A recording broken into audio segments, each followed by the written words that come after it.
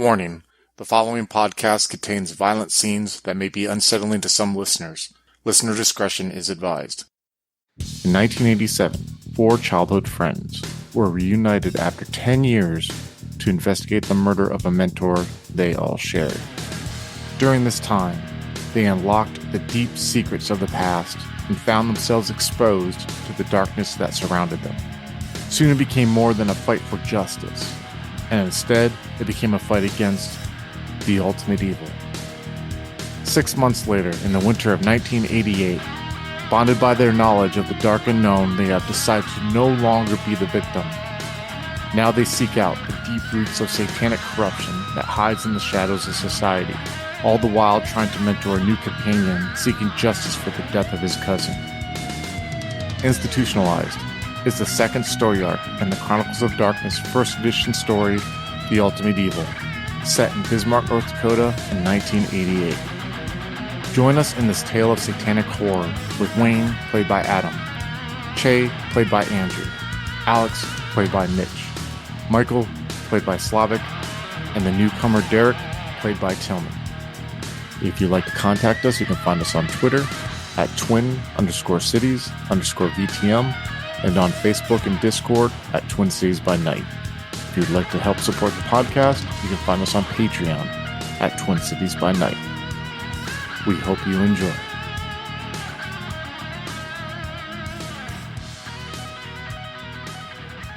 Wayne and Alex, you both step out into the hallway outside of Otis's apartment. You're again welcomed with the dirty orangish carpet with the brown plastic baseboards and the white paint that's slowly turning yellow from cigarette smoke and age. You guys just got done speaking with Otis about his grandson Toby, and you saw the desperation that he has in wanting to find Toby, but you also saw just how much of a burden Toby was to him. Not that he would ever say it, not that he would ever complain about it, but knowing that a man in his 60s, in his mid 60s, was having to raise a boy who has lost his parents, you guys could see it was taking its toll on him. But he still cared. He still was driven. He still had that fire to find out what has happened to his grandson. After all that, what is going on in your mind right now, Wayne, after you have spoken to him? Wayne definitely feels kind of saddened by from what he heard from the old man. It kind of makes him think about himself as a young man, giving his dad all kinds of hell, and just the disconnect that he had with his father, and just like maybe his parents did the best they could for him. Maybe they were just kind of thrown into a situation like this guy here, and they just like weren't really like equipped to handle it properly or something like that. And Wayne just feels like a little sense of guilt, and he'll kind of take like a look around in the hallway, and he'll just be to Alex. He'll say, "Anything else you want to check out while we're still here?" He's just kind of trying to remove himself from that situation he just had with the old man. Alex will take a deep breath, and he'll sort of look at the carpet, rub his boot into it a little bit, run a finger along one of the walls, maybe peel off a chip of paint. Nah, I think I'm good for right now. This place kind of bothers me a little. Yeah, let's get out of here. So you guys walk down the steps, and you can actually feel the salt from the sidewalks outside as it rubs into this carpet, as it grinds underneath the soles of your boots. And you push that glass door that was in that little lobby that had the dirty tile on the floor, that had those mailboxes, those copper-colored mailboxes that were nailed to the wall. And you push that door outside, and you step out on the sidewalk, and immediately you're hit with the brisk coldness of outside. You feel your nose hairs start to freeze within your nose. And you see right away the plume of breath come out from your mouth as the warm confines of that apartment are no longer there, wrapping itself around you.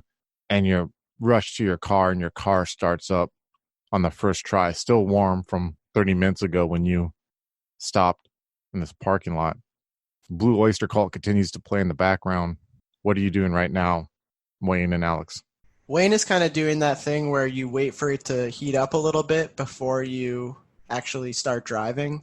So the car will kick on, and he'll kind of like wait to put the heater on, and he'll just be like rubbing his hands together and stuff, maybe going for a cigarette, and just he'll say, "What do you make of that man's story?" As Wayne goes for the cigarette, Alex is going to give it a nice long look. Just, it's so tempting, but he's got to keep to his new rules. He'll rub his hands together, sort of stick him in his pockets, and squeeze into his coat as much as he can. I'm still working my way through it all. The guidance counselor thing is really interesting to me. I don't know why. What's it about this kid's teacher that he likes so much? I don't know, maybe they connected. Sounds weird if you ask me. I definitely want to talk to the guy. All right, let's do it. Should we call the guys? Yeah, we should probably give him an update. Why don't we just head back there? All right, let's head back. Yeah, Wayne is just gonna kind of pull out of the apartment complex slowly, mindfully, still kind of watching everything as he leaves, taking in the sights and just remembering the last time he was there as well.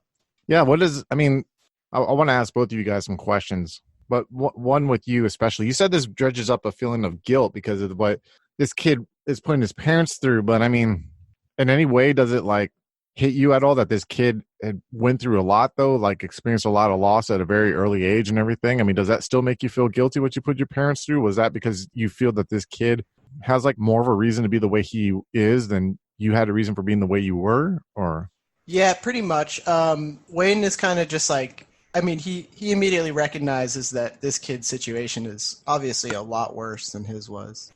And, Wayne even was telling the old man, oh, it's really normal for kids to just, act this way towards the people that take care of them. Like he probably just ran away. Oh, it's probably fine. But it does make Wayne think about just, himself being in like a camp, like, getting in all kinds of trouble as like a little kid and just like already starting to create that like disconnect between him and his dad and just like stuff like that. But it's not really, he doesn't really see it as the same thing, but it's causing him to think, it's causing him to like remember just like, weird parental relationships and stuff like that. And it just like makes him uncomfortable for a second, For sure. And how does hearing though, during that, you mentioned that you heard about the close relationship that he had with this Mr. McNulty, his guidance counselor at the school. And for the record also that Otis gave you guys like a little index contact card that are in Rolodexes where he wrote down the guy's phone number and his name. Does it bring Wayne any comfort to know that Toby had a friend in this Jason Matthews kid who he felt that he could confide in, because he said one thing that Otis said was that like Toby wasn't really good at making friends, but he only, that Jason kid was like the only real friend he had. How does that make you feel to at least hear that this kid had like one here in a way? Wayne finds it somewhat interesting that he is like bonding with an adult because Wayne himself and the others in the group kind of did the same thing, like bonded with an adult when they were at a period of their life where they were kind of like lost. So, but it's like, that's like the thing that he kind of finds like the most interesting.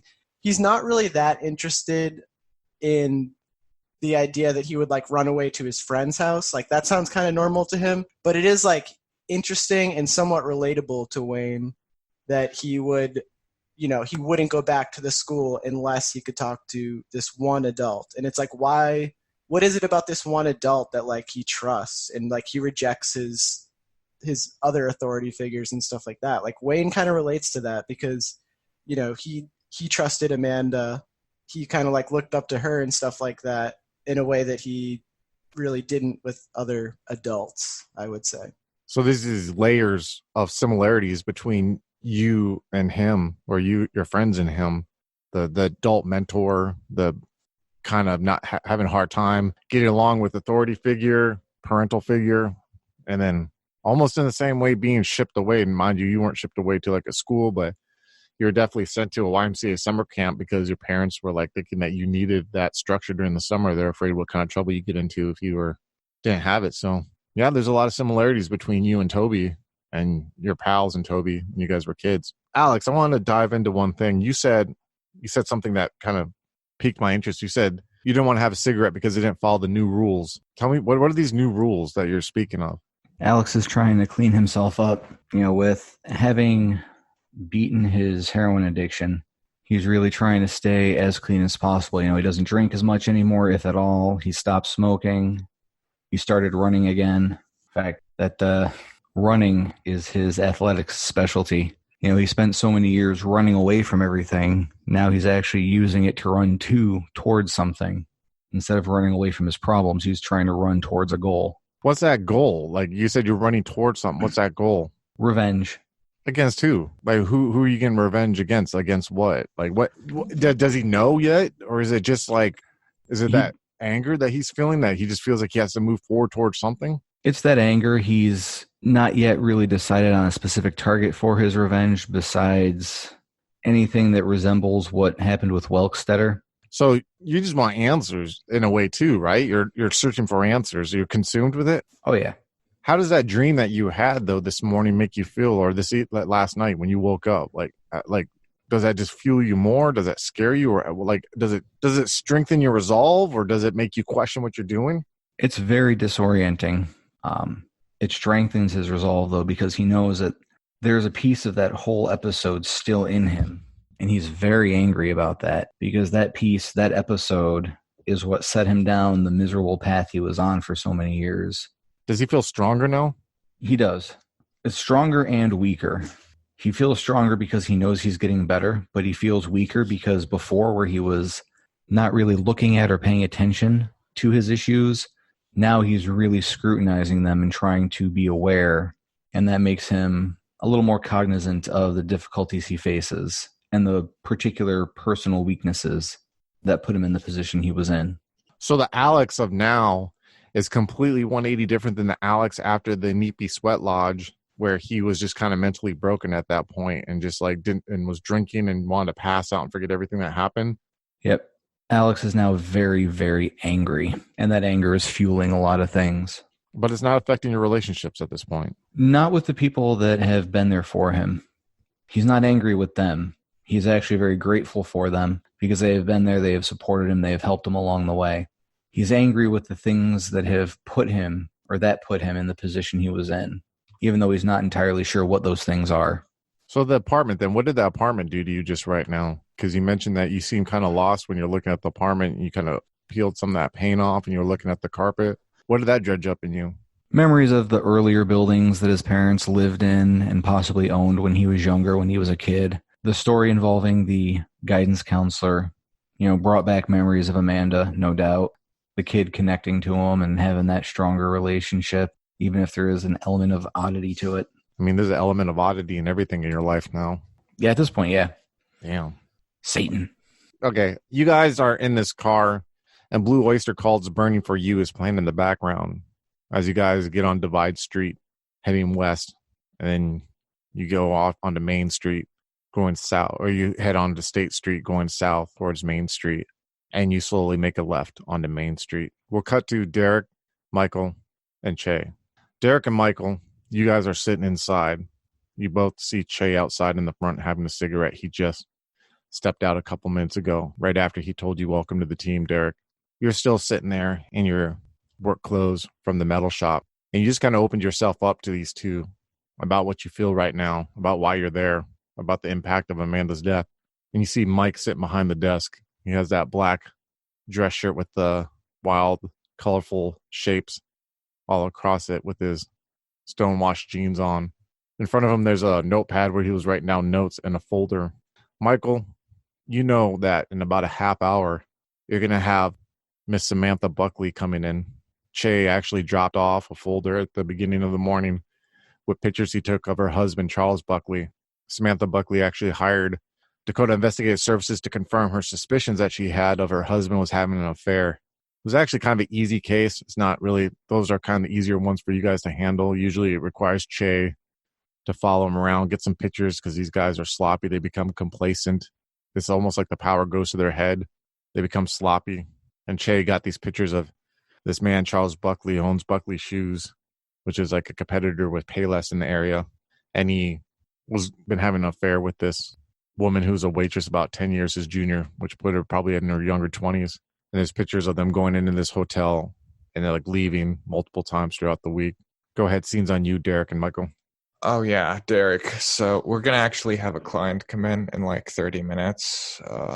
Pretty clear-cut case, cheating husband, suspicious wife. Puts food on the table for us mostly, I guess. Yeah. So, did you like stalk the husband? I mean, yeah, sort of something like that. You follow his movements, and honestly, Che could tell it to you better. He's good at this sort of stuff. And that's why he does it. But the important thing is how you actually talk to the client about it. Yeah, of course. You want to make sure that they're comfortable, blah blah blah. But you can't like really protract it, because otherwise, they'll start feeling antsy, and well, they'll know what's happening before you actually say it. But until you say it, there'll be a sort of pressure in the room. Anyway, that's my experience anyway. And you actually have, like, in this office, there's those 4 desks, and then there's like that Coke machine, the coffee machine that's to the immediate right when you step in. But like about like 7 feet behind the last 2 desks, actually 7 feet behind Mike's desk, you see there's like a door that leads to the back. Like a lot of these shops on Main Street have doors that lead to the back alleyway. But in that little entrance, there's a couch there. It's almost like a couch that was set up so if Mike feels he needs to, like, or someone needs to pull someone back there and sit them on the couch and kind of be like, have a heart-to-heart with them or something like that. Like, they can separate themselves so they don't feel so exposed in this area where there could be multiple people in there, And there's also, like, there's kind of like a little end table there that has, like, a box of Kleenex and stuff like that. And how does that make you feel, Derek, when you're actually kind of realizing right now that these people are exposed to people's raw nerves and sensitive, delicate subjects such as adultery and things like that? Yeah, he definitely now realizes the kind of dirty work, like it can get uncomfortable real quick. Not just, you're hunting the bad guy, but you are starting to see like these broken relationships and all the misfortunes in life. And it's definitely like a depressing outlook. Like you're trying to do good and you're making money off it, which sounds great in concept, but it's kind of weird and messy at the same time. Also, I think Derek feels kind of out of place right now, and he's not sure how to deal with the situation coming up with the client coming in, still in his work clothes. Sink or swim, right? I mean, in the last, just today, you've been walloped with this sense of like you said, being exposed to people's pain and emotions. And when you're thinking that, you look outside and you see the grayness. You see the back of Che as he's smoking a cigarette, and you see plumes of smoke come while he exhales. And you just kind of realize it's like the cold, brisk bitterness that is out there. And it just kind of just puts a nice layer on top of the feelings that you're feeling right now. You can't escape what this uncomfortable feeling, because out there is death. Out there's the frozen tundra of North Dakota, and it's not like in the spring and summer where you can look and you can see people walking down the street or see the sun out or kind of see kids playing. Right now, you just realize that your options are to be in this room with its generated heat, where you're going to be exposed to pain and you're going to be exposed to seeing people's hidden secrets, or being out there. How does that make you feel when you think about that? I think like Derek gets up again and just paces the room a little bit. Maybe walks up to the heater and like stretches out his hands. I mean, he just walked in, right? Like maybe a couple of minutes ago. Yeah, like 5 minutes ago. Yeah, for sure. Yeah, so he just tries to get his body warmed up a little bit, just pace the room a little bit, tries to relax now that the things with work seem to be settled for now, and just looks about. Mike, what are you doing in preparation for your customer coming in? Well, Mike has like all the papers prepared, all the paperwork, he probably has already some hot water prepared for some tea or coffee, and some biscuits and probably tissues there as well, just because, kind of expects it. Yeah. And you're sitting there, you see, while you're warming up your hands, Derek, you see like Michael getting up and he's kind of like getting everything prepared and straightening it away. Che, your cigarette is finished at this moment. You kind of get down to the butt. What are you doing now that the cigarette is done? He'll come back inside. He was just taking that short little break and giving them a chance to talk. He doesn't want to be too like pushy or overwhelm him or anything like that. So like that whole interaction, went outside, break, come back in just to see where they're at, what they're talking about. You see Michael squaring stuff away, and you see Derek warming up his hands. Michael, you see Che walking in. Go ahead, scene's on you guys. Che, you gonna be with us with the client? Unless you've got something else. Not really, no. But I kind of don't want to crowd her. Are you going to be over there? And Derek points to the couch room. Yeah, I guess so. You know what, Che? Why don't you take Derek and show him how it's done, and I'll just be here. I really don't want there to be too many people around her because she might freak. Okay. I mean, she doesn't know me, right? It's true. You know what? I don't think it matters. Let's just go and prepare the room. So you three are all in there while Michael starts preparing the room. And as you guys are talking, you see a Toyota Corolla pull up alongside the road. It parks behind the Jeep of Che's. It's newer. It's a black one. And you see the exhaust stop when the car is turned off. And you see the door open and you see a lady get out. She is about 5'11", slender. She has long, dark hair that comes out the back of this, almost like a beanie cap, like a winter cap she's wearing on top of her head. See, she has this navy blue zip-up jacket, a thick fleece jacket on, and she's wearing some black female dress slacks. Looks like she might have some boots on underneath, like some dress black boots on underneath it.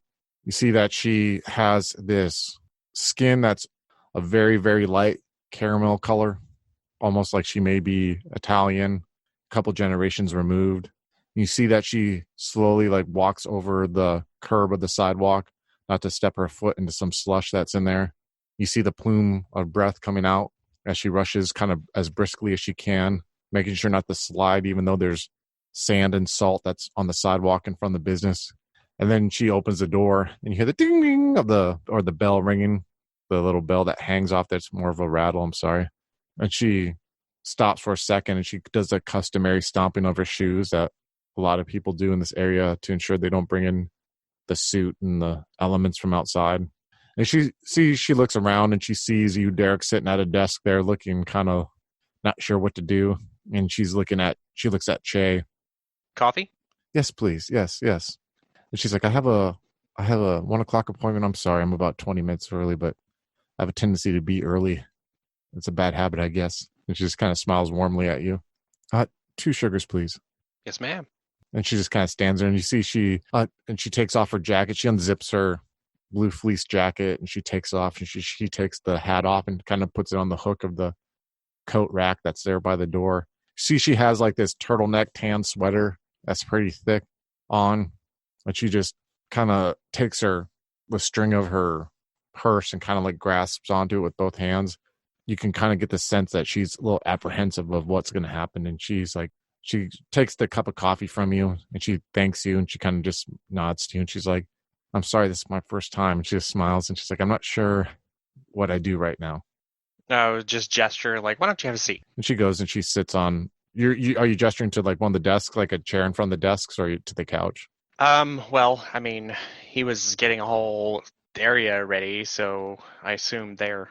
Okay. And she just it's more casual, right? It kind of just, relax, sit back, just to make somebody feel comfortable. Mm-hmm, exactly. And she's like, oh, thank you. And she goes and she sits on the couch and takes her purse off her shoulder and puts it next to her and starts sipping the coffee. So I'll just take a seat across from her somewhere, where I can just observe her body language and everything, and just and I'll say to her, my name is Chayton Thompson. Nice to meet you. I'm Samantha Buckley. All right, Samantha, why don't you start? Well, I guess I want to know, is he fucking cheating on me? Or am I just losing my damn mind? Can I have a cigarette in here? Do you mind if I smoke in here? I'll look at, I don't remember if we established a rule. I went outside on purpose because... I mean, I'm pretty sure everyone's fine with it during this time. Oh yeah, you have a nice crystal ashtray that you can pull out.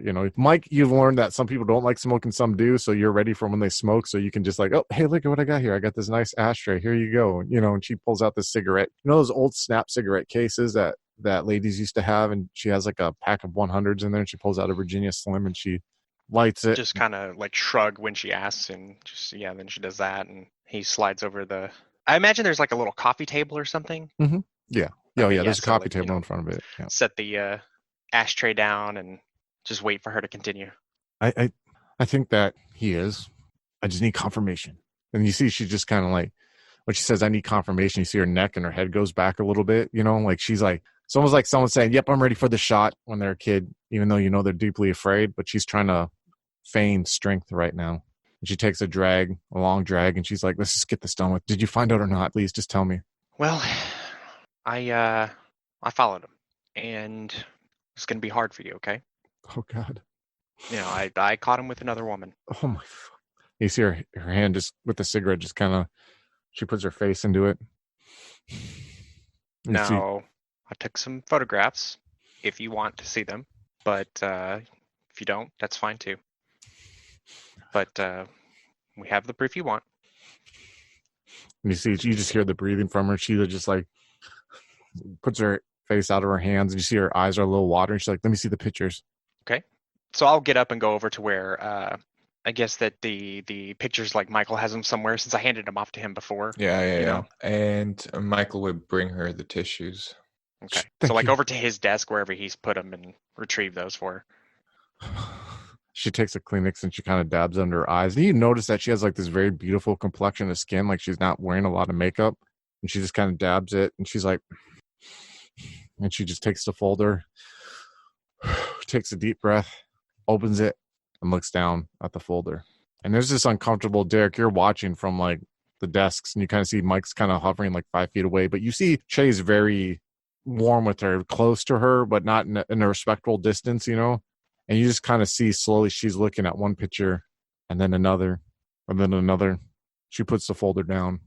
She sits back and takes a drag of her cigarette. What do I do now? Suppose that's up to you. I need you all to give me a wits and empathy roll, please. Tell me how many successes you got. All three of you. I want to spend willpower on this. Awesome. Holy shit, 3 successes. Very nice. I had none. Damn. What about you, Michael? I have one. Okay.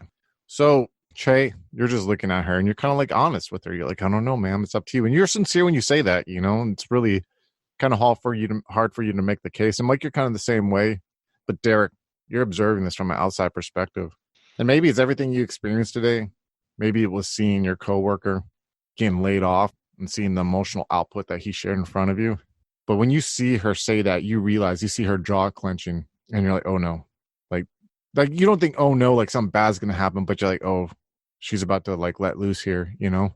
I'm going to give you an option to do something before you feel like she's going to have an emotional outburst. Do you choose to do anything beforehand, Derek? Just give me a moment. Go ahead and think about it, yeah.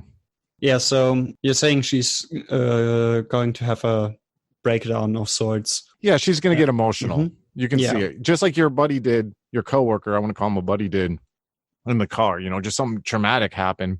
And he's about, you know, you see when she asked that question, let me rephrase it. When she asked, so what do I do now? You see that she didn't ask that expecting an answer that's going to lead her a certain direction.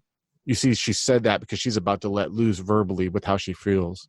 Where these two kind of are seeing like, oh, she's maybe asking us sincerely our honest opinion, our professional opinion, and we can't tell her, you know? Yeah, like this is not a situation to like give legal advice, like blah, blah, blah. You could go to the lawyer and blah, blah, move to your parents, blah, blah. Yeah. So I think Derek is like seeing the change, but he's not going to stop her. He's not going to interrupt her. I think he would just maybe quietly close the blinds or the door so she feels more comfortable in the room, like secluded a little bit. I like that. I like that a lot. And you see that, Mike and Che, as she says that, you see Derek slowly get up and he goes to the front and he kind of like closes the blinds. And then she looks towards you, Derek, and you just see the smile, like a gentle kind of smile. And she looks back, and then that seriousness comes. She's like, what am I supposed to fucking do now? Am I supposed to go on welfare now?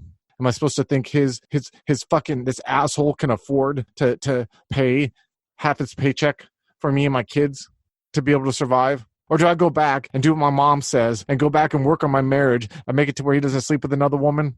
My mom says this is my fault. My mom says that I'm not doing something right at home. Do I become like my fucking mom and I sit there knowing that my husband's going around fucking around on me and the only reason I'm not is because I need security and I need someone to take care of me and I can't take care of my fucking self? I can't look at my kids in the face with any sense of pride. I can't look at them because I'm ashamed because I know I'm willing to sacrifice what I know is right because I'm afraid to be out on my own. Is this what I do now? Is I do what every fucking person in this fucking shithole fucking town does and pretend that everything's fucking all right? Or do I leave my kids with this asshole knowing that he probably won't take care of them? Do I go get revenge? Do I go fuck the first guy that I find, go into fucking Mandan and find some piece of shit and fuck him and get revenge? What do I do? What do I fucking do now? Do I go beat that woman's, beat her up in the parking lot of the shithole fucking diner she works in? I don't know what to do right now. Now I got the answers, and I don't think I even wanted these answers. I think in the back of my head, I knew I couldn't deal with these answers. I couldn't do anything with these fucking answers. I don't know. I don't know what to do now. But I do know I got to get my kids in 2 hours from school. And I know one of them has a dentist appointment. And then I know I got to go cook that asshole dinner. And he's probably fucking that bitch right now in some fucking hotel. And I know if I can... Chay's going to speak up at this point. He's going to say, ma'am, you got kids. You got to hold out for them. Whatever it is, do what is best for them. Whatever you're feeling, I know it's rough, but you have to do what's right for them. And do you really think it's right for them to have an influence like that in their life? And do I need to make any kind of like social role or anything? Like yeah, let's have you roll a presence and empathy roll, please. Let me use willpower on this one too. All right. 3 successes. Okay, so you for a moment, you're hearing her. Before you say it, you kind of move your face in like 3 inches, just 3 inches closer. You learned in these throughout life, and you learned in these last 4 months, the concept of personal space. Everyone has a different perimeter of it. Some people don't mind being close. Some people don't like it when people are close.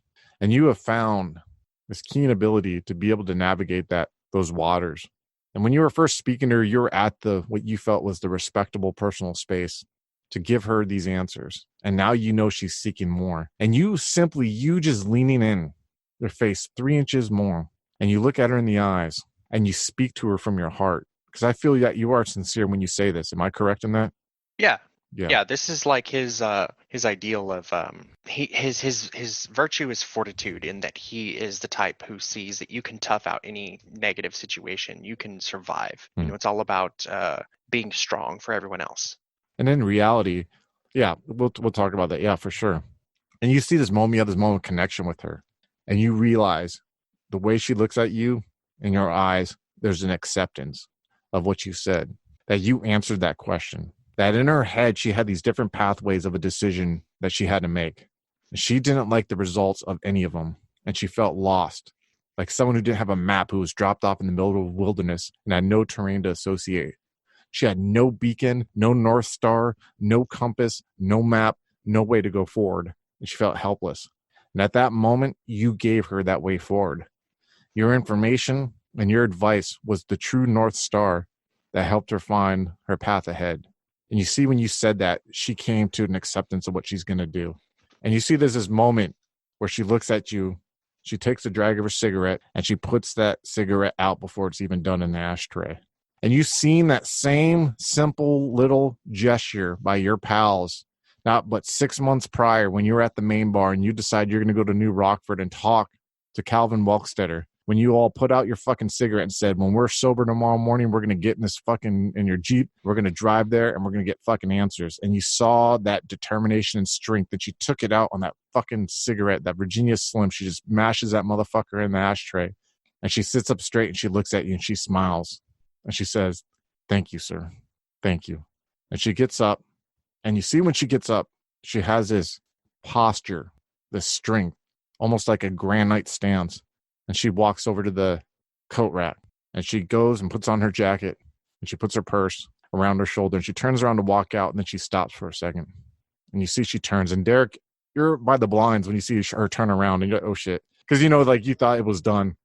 And she unsnaps her purse, and she pulls out this checkbook, and she takes a pen, and she hear the click of the pen. And she looks at you, Che, and she's like, "Who do I write this out to?"